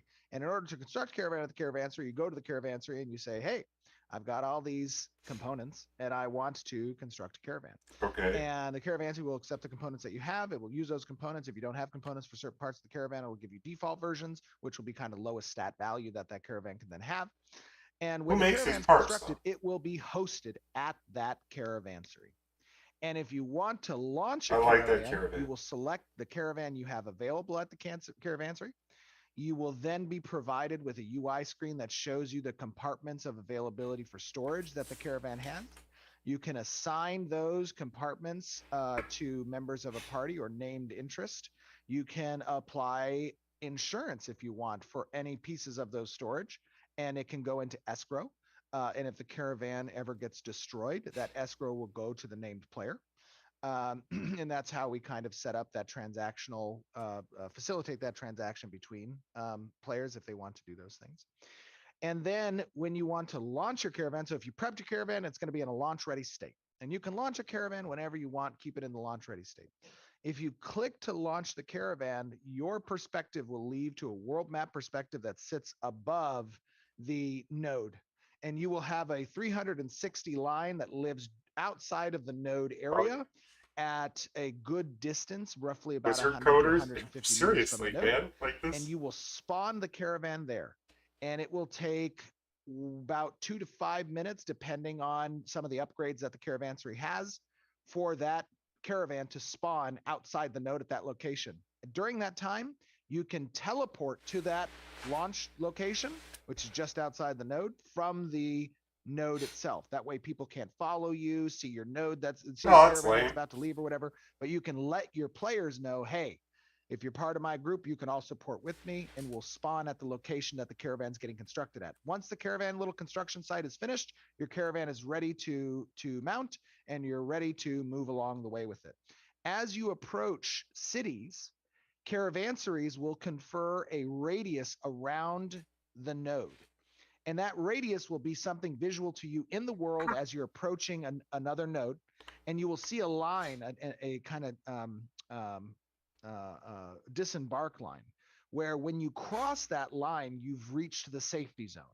And that line cross is outside of the node in a similar distance, but also based on caravansary upgrades, that the placement of the caravan at launch is. And so you only have to make it to that line. And once you do, the event surrounding the caravan and the ability to attack that caravan stops. And it gets auto moved into the caravansary. Guards will start to materialize around it. They'll grab the reins of the horse and begin to move the caravan slowly to the caravansary. And now you've reached a pit stop. And at that pit stop, this can either be your final destination, or you can relaunch it again. You don't have to stop at nodes along the way to your destination. If you want to keep going, you can keep going. If you want to cross rivers, you can cross rivers. If you want to go out into the ocean with a little raft caravan, you can do that too. And you can go to a destination and you can stop there and unload there. But if you're running into trouble, if you're under assault, if you're near attack and there's a node nearby with a caravansary that you can stop at, you can start directing the caravan towards that node. And all you got to do is make it to that finish line outside of the node. And when you do, the caravan auto will move towards the caravansary. And that is the changes around the caravan. I like that. System. I like that. Look at that. We made it. I'm sure people will have many, many questions. But obviously, when we hit Alpha 2, you will experience this. You'll play through it. You'll let us know I would what you prefer guys that think, they started in the node. They didn't just spawn somewhere outside of it. I think it'll just be espionage. You could watch something it. that you have experience to give us feedback on we'll make adjustments for. Yes. And that's going to be a big component of Alpha 2, obviously the Caravan system that needs to be tested and needs feedback around it. You almost do you want to have have time, like Stephen, for a Q&A? secret I character have a 12:30 to run voters caravans. meetup that I need to kind of be at, but I can so answer nobody if you want to pick knows 2 Q&As. when you start a caravan. Gosh, I really thought this was going to be only an hour, but I just really talked too much. I'm so sorry about that. Let's let's maybe pick a couple of questions. Oh, Margaret Oh, broke yeah. it. There it is. Sorry, I had the wrong one there. So we will go with this is naval caravan oriented, so I think we'll do this one since it's specific to this. So Falcoth wants to know about naval caravans. Will players be able to deliver straight from the naval caravan as a ship in a dock area dedicated for deliveries, or will they have to transition to a land caravan before the city, then drive inside the city walls? Ooh. So it depends on the type of transport you're using. If you have launched a land-based caravan, it can only be received at caravanseries. However, from a naval perspective, harbors that are located in specific areas around the world along the coast, and those are points of interest that get adopted by a node when they reach certain levels in proximity to that harbor, or if the node gets vassaled by a parent or sovereign node in relationship to their vassal owning that harbor, you can launch merchant ships. And a merchant ship interacts with a harbor in a very similar fashion to the way that caravans interact with caravansary, but they have much larger capacity. And they stop at other harbors in a very similar functionality to the way that caravans stop at caravansaries. Harbors have a disembarkation zone that live near the harbor. So if you make your merchant ship to that zone as well, it will get guided into the harbor and will be safe. But when you launch that caravan from a harbor, it is much like a land caravan. The only difference is that merchant ships cannot become land caravans. They must stay as merchant ships. But that's not bad. If you have a huge, and that is an important huge, say you're transporting rare logs or what, just logs in general, I need a cough. to the desert. It's okay. I cough. Schema And you 12 just wants to know fill about a node boat selection. and What is send going it to make off. nodes that aren't centralized And you're popular? just, your end zone Will is the nodes harbor. closer to the edge of the map have better or Then more you make unique secondary aspects to them, caravans or are from we there. going to see less of a reason to have centralized nodes being way too popular? Well, So basically, it depends, I think that it they're depends on what you concerned. mean. It depends on what they mean by centralized, right? It's important to note that the population of the world is both dynamic and static. There are portions of that spawn table for each zone that will advance based on the advancement of nodes. So there really is no centralized aspect in that sense. There are strategically placed nodes in certain areas that might be more important to. Steven's dying. That might be more important based on the type of gameplay you're targeting. If you are a merchant ship captain and you need a harbor, then it's likely you're going to want to target a node that has a harbor that it has access to, as opposed to an inland node. But if you are a land caravan person and you don't care about the harbor per se, and you want something that's really situated close to a choke point so that you, after that choke point, can have, the lay of the land to move your caravan around, that might be more important to you as well. From a content perspective, the content advances with the world. And that's something that removes that kind of centralized feel, at least with content, because the world advances with your node. And you're going to experience high-level content if your node advances to high enough stages. Yeah, I think their concern more is like if people only navigate towards certain nodes in certain areas because those areas are where people want to gravitate towards for specific content or specific resources and stuff like that. Are there going to be areas that make you want to have those nodes in other areas? So it's not just like this area becomes like the popular thing. I think is more so the way that content, materials, all these There's things going to be a lot of unique servers if they do this right. All of them to end game play, right? And they're spread out and situated. So it is more situational than it is static relevance, right? And what I'm hearing in that question is like, there's always going to be a best node, and that's Yeah. not the case. I think that's their concern. There will not always be a best node. Perfect. The way that content is separated, the way that materials are separated, the way that the zones are regionalized, the way that transit matters ensures that regions will have important nodes, right? Not one node for the world. And by the way, I do want to say something else, and I know I'm letting the cat out of the bag on this as well. But there's been a lot of requests for an AMA, and we are planning on doing another AMA in October. We don't have the exact date yet. I believe it's October, right? We said October. We're going to do it in September, but I kicked it to I had it originally in September, but we can move it to October. Well, I want to do it after the Ranger reveal and the gameplay for next month. So so October we're going to be doing an AMA. I like the Reddit style AMA, but we're also going to be taking questions from the forums as well that will intermix a little bit there. So be prepared. There's a lot of new information I know that just came out in this stream. And an AMA is Ask Me Anything. So you can ask him anything, and we'll, for those of you who don't know what that is. Absolutely. So it'll be. So we'll have a lot of opportunity to ask some questions during that as well. All right. And can you answer one more question? This one's a little spicier. Spicy. Okay, this one's from the lazy peon. Yeah. Oh, this guy. They want to know. I loved your latest video. By the way, Peon did a great follow-up overview. I know he spent a lot of time on it. Lazy Peon, let me just give you a shout out that we absolutely love your enthusiasm for the game. We love the hard work that you put in to spread the word about Ashes and to give people. I wonder if he's a content creator. Really great job there. Program. It took him like a thank you for that. long time to make that video too, right? Absolutely. How many hours did he say? Crazy. I don't know, like 40 hours. But from the studio to you, we send you our love. Hopefully, get some money off of ads. Just wait till he has to answer this question, Peon. Then maybe he won't be sending you love. Let's just end on that note. No, I'm just kidding. What's the question? His question is in regards to play to win and gold buying.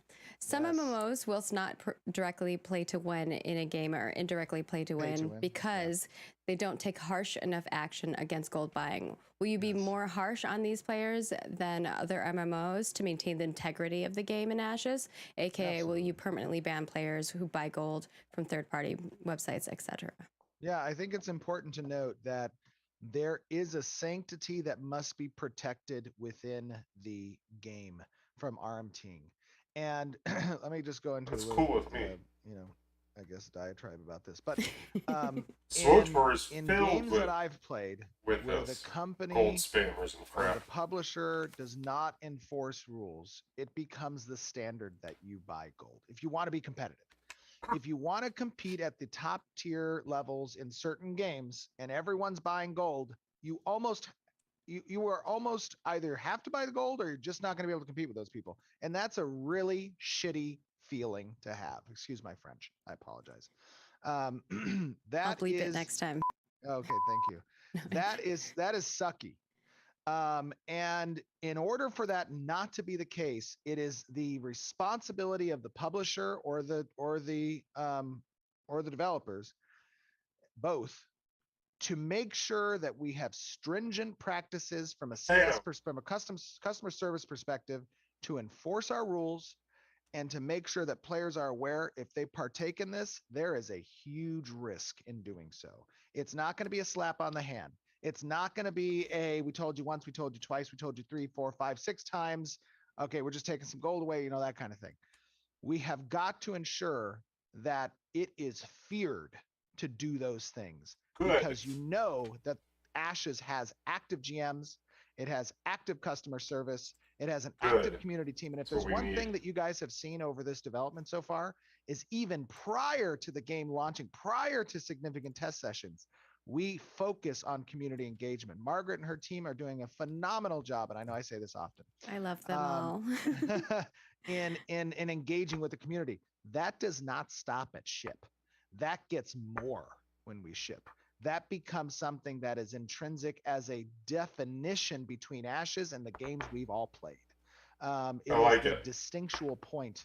And that means that from an enforcement, from a policy perspective, we need to be Johnny on the spot when it comes to botting or RMTing, because the sanctity of player achievement within the game, when valuing risk versus reward, those things have to accompany it, or else it's meaningless. You know Or what's else really I funny can- yeah. is Adam, who's our CS rep, our senior CS rep, just put together a report about botting and RMT and stuff like that for the team, and they're actually going to be putting that together this week to like take some big action on those. So it's kind of perfect timing in regards to we were 100% keeping that in mind. And one of the reasons why I wanted to work here is because Steven does understand how important community and customer support is.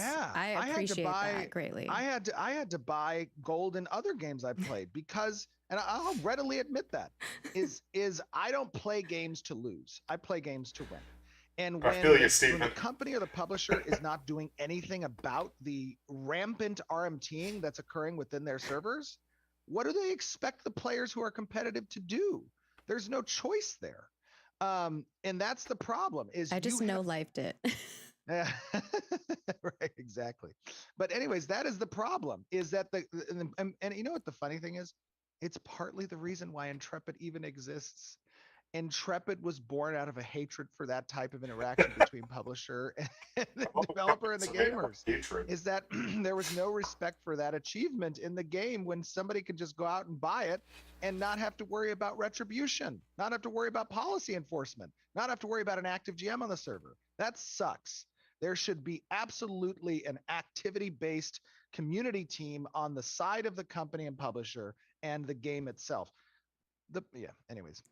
And our development team is amazing. The engineers are doing great things to create tools for our customer support in order to allow us to expand and make that scalable, because scalable solutions are the only way we're going to be actually able to continue to, keep up the quality level of that. Because I like hearing this a lot. I hope he holds. You know what I love? Holds to it. I think he will. I so apologize because I'm not trying to bash on other publishers or game developers. Yeah, you are. But I love the term games as a service. Sorry, writers. Yeah, I know. I love the term games as a service. And the reason I love it is because every time I hear somebody say that, I ask them, that's awesome. How much of your budget do you devote to servicing the players through a community team and active CS team? Oh, not that much. Yeah. Right. I've worked on teams games as a service. I've worked on teams where I'm like community manager, the social media manager, that I'm doing everything, right? So I think like the fact that you understand, for us to do the quality level that we need people to be doing those specific jobs. Absolutely. Absolutely. So one other thing I want to say, I didn't give a shout out to Narc. I know sometimes I need to give a shout out to Narc because I love his intros, but I do want to say it's probably not a healthy thing to have underwear with my face on them. Yeah, I saw in a couple videos there was underwear with my face. I'm like, what is this? Probably not the best idea. Any YouTubers but either way, I do love it. Or Twitch streamers for Ash at all. Some of them want me to pull my hair out. I was like, oh my god, today, but hopefully not even helpful to you. And you're hypothesizing 5 years I know that the theory crafting is going to be madness. We're very excited to watch and see all the content that you guys are going to share. I'm going to go look at the world map after please send us your feedback. Head on over to our forums. Go to the Reddit. Post on our social. We love hearing about it. We continually ask you for your feedback. Note that there is a new tank participation discussion up. If you have not partaken thanks for the follow. in that, please do so. so. He just spoke about Lazy Peon. I might check it out if Steven's got high. Cosmetics will be swapping over on September. If Steven has high regards of it, I'm going to take a look at it. Thank you to all of you who have been hanging out with us for this long stream, as thank you to Steven for spending your time. Thank you to the writers who are waiting for Steven in the meeting room. Everybody stay healthy, stay safe. This video will be up on Twitch immediately, as well as over on our YouTube channel later. Note that if you go to our YouTube channel tomorrow when we upload it, if you leave a comment and you are subscribed to our channel, you could possibly have your comment spotlighted like our lovely friend earlier in the session. And of course, follow us on Twitter, Facebook, Instagram, all of the social channels. This was a really good stream, guys. This really was. Discord's a great place to continue to communicate with our, 30 minutes kind of lame with the studio update and stuff because we will see you they hint at things and don't we will see you follow next through month and tell for us. another development update. Thanks everyone. Right, cool. Bye guys. But otherwise, it was really fun, and it was a good stream.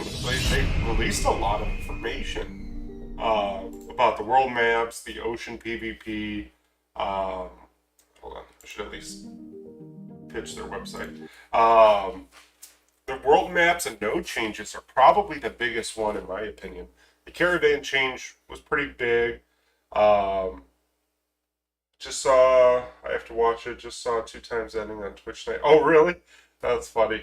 Yeah, this was a really good one. I really would go back and watch it, the whole thing. You watch mine, you can go on YouTube if you want to watch me watch the whole thing again. The stream I did will be up there. But yeah, I like how they redid the world map and how they flipped that one continent. I'm looking at it on my other monitor. I wonder if I can pull it up. Hold on. Ash creation.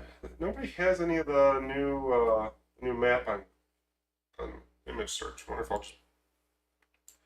Can I move this? No, that's not going to work. Maybe it will. Hold on. Aha! We'll do it this way, but yeah, but I saw a little about the less nodes. Yeah, so they went from like 103 nodes down to 85, but they added this island in the upper right here. They added this island down here, and this whole continent. For the most part, I think this is sort of similar, but they flipped the whole continent, and yeah, I don't know. I like how it is. It's got the bulge coming out here now on the east side. What was some of the differences? I was kind of comparing it to the old map. What was the other odd? They changed some lakes around, it looks like. This has like a cool island in the middle with some rivers coming out now. So that's obviously like a boss fight in my mind. Right here, this used to be water. There would be so you could come all the way in on a boat, all the way into here, which is pretty far, honestly. They chopped it into a lake. They made it land bridge because I bet you that in their play testing, they're like, no one wants to spawn down here and then travel up here all the way around. Let's just make a cut through here. This island used to be right here, so that got moved. That's kind of in there. It looks smaller in the old map. I don't know. I like this map how it looks more. It looks kind of more natural. Let's see, any other things they really change? This whole bottom is tweaked. It's fatter now, and it used to stretch out real far. I like this more. It looks more of a natural bay now here. Lakes are the same. This is not as thin here anymore, and there's more of a harbor. So I feel like they really went with the whole, like, making harbors. And I really think right at the end of this river, in this bay harbor area, is going to be, well, a port. Right down there. That's what it screams to me. And these other little points look like I think they're going to do a good job. You know, Mortal Online 2, I'm really into it. I really like how you can fucking get away in a ton of mountains. I have not played Mortal Online 2. I honestly have not heard of it. I will go Google that later. Because that sounds interesting. But yeah, I don't know, this map, I really do like how it's set up. I really do. These islands are themed. Obviously, this is snow, and this is like a desert-y thing. With some, like, it's weird, because you got your mountains. It's all desert, it looks like. You got your mountains, and then tropical something, foresty in the middle, with a little pot, like a lake and a river going out, maybe. Yes, there's a lot of biomes. I mean, I don't know if you would consider this one big biome, but I would consider it two separate biomes. The trees and then the desert. And yeah, no, this is really great. I'm really happy with their changes. I'm kind of bummed out there's less nodes by 18 nodes or less. I really think it'll be better if they're planning to stretch things out. Especially how they're saying it'll take like 5 minutes to walk nodes, 3.5 minutes to ride a mount or whatever, and then from like top of a continent to the bottom is 50 minutes now. That's great. Now imagine if you're like, say you have a node on this island. And they're like, we need wood. We don't have wood. Say there's whatever, maybe down here. We need wood. And you're up here or up here. Yeah, if you're up here in the woods and they're like, oh, I'll get you 500 logs. And then you've got to ship it all the way down. You could maybe go to a port, pop out, come around and down. That'd be cool. Or you got to make a caravan all the way down and you get attacked in these choke points in here. Um, Full loot in the Mortal Online. All right, I'll have to check it out. I've been looking for a game to play lately. I'm bored out of my mind of MMOs, so I'll check it out. But I don't know. And then up here, it looks weird, like a swamp or something. I don't know. I'm really happy with all this. I'm looking forward to it. Um, okay, cool. Yeah, I'll check it out for sure. But yeah, this was I think this whole thing was a great stream. I'm really happy with it. I'm really, really excited and happy with this game and where they're going with it and what they're doing. Um, I'm not. How do I want to say it? I'm not worried that much about this game. I'm worried about how long it's going to take to come out. I'm not worried about the content or the quality of it because Steven has such a solid team um, that he's going to be able to totally knock it out of the park, and we've seen that so many times. I hope they add like high tier resource in some zones, like to have make bottleneck. So I'm 99% sure they are going to make high resource nodes, and they're going to make them on a cycle. So say over here on the west continent, you'll have, I keep going towards wood, but you'll have like some rare trees will spawn, and you can only get the logs here, but for like a week they spawn, and then they're gone for maybe a couple months. So if you want this trees, over here, the logs, you have to get someone over here to ship it over, or purchase it, or however you got to do it. Or maybe crystals will spawn up here in this weird volcano mountain area, and they only spawn when a special event happens. Say like you got to kill a dragon for a world boss. You'll have to collect them and then caravan them out. So I really feel that there's going to be a lot of specialty stuff that you're going to have to go to certain areas to get, which I think is going to be great. Yeah, the seasons, there'll be a whole other thing. You won't see stuff for a season. And some seasons will be a week long, some will be a half a week or whatever. Depends on the biome here too. Yeah, it's gonna. Yeah, I think the whole resource game is great. For a vet MMO player that I played Star Wars Galaxies. It was my MMO for 6-7 years, whatever it was. And their resource game was you could put down big harvesters and they would mine resources. You went to some of the more scarier planets where the mobs were harder and NPCs. You had rare resources and they would rotate out, and some resources would last a week from Tuesday to Tuesday. But some resources, they would spawn and there'd be only 50,000 of that resource. And as you sucked up the resource, it just disappeared. So there was a mad rush every Tuesday to find out what resources there were. It was great. I played for a little just before launch of Mortal with my friends to a private. Oh, okay, Star Wars. Yeah, that's cool. Yeah, there's a bunch of Star Wars Galaxies emulators right now that are pretty fun. I was playing on one maybe a year ago, and they had tweaked a bunch of XP and how you game levels and stuff. It was nice, but a lot of these devs I feel that have been designing the background stuff are pulling from those old MMOs that people really loved before they were. Honestly, MMOs dumbed down a hell of a lot in the last 10 years, even a little beforehand. They are super, like, I don't know, easy nowadays. Like Star Wars: The Old Republic. That was the last MMO I really got into. And I go back to it every once in a while. I played it a bunch a couple months ago, and their resources are just like, here's a node, click on it. It'll spawn back in 5 minutes, just wait. There's no rarity unless you go to like a Operation Raid boss and you got to get an item from them, but it's not real crafting, and the crafting game is worthless in SWTOR too. So and that's how I feel a lot of MMOs are these days. It's like here's a rare item, click a button and it's made. It's not like, oh, get the components, craft the components. Smack it together. Do you want more range? Do you want more damage? Blah blah blah. Go from there. I don't know. It's I don't know. It's interesting, I guess. So, zero info about the game, zero info on the internet. Oh, I'll check out the video after the stream here.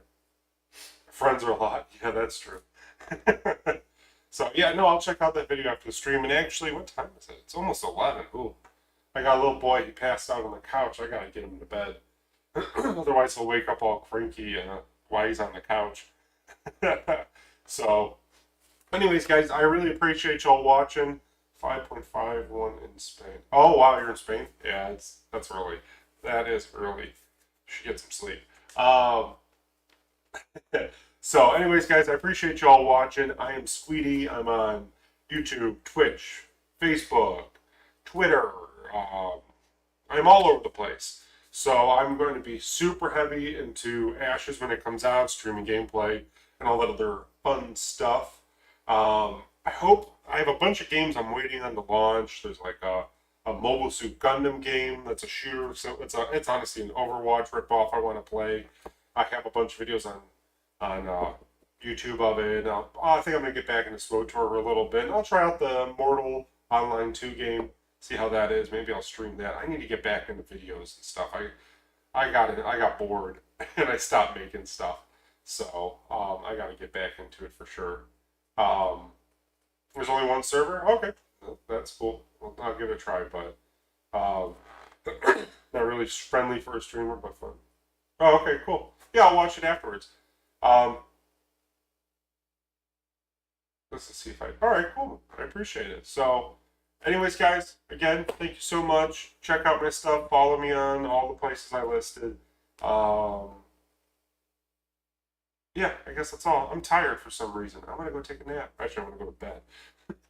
All right, everybody, have a good one. I'll see you later. And thanks again for the follow, Nyan Defined.